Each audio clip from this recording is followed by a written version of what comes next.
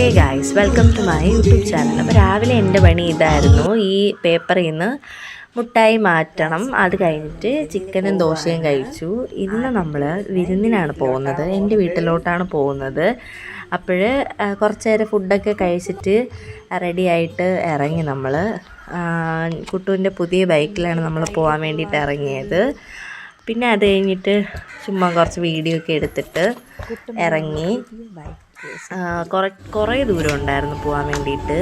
പിന്നെ നമ്മൾ സ്റ്റുഡിയോയിലൊക്കെ കയറി കുറച്ച് ഡ്രസ്സൊക്കെ വാങ്ങണമായിരുന്നു. അതൊക്കെ കഴിഞ്ഞിട്ട് വെളിയിലിറങ്ങി.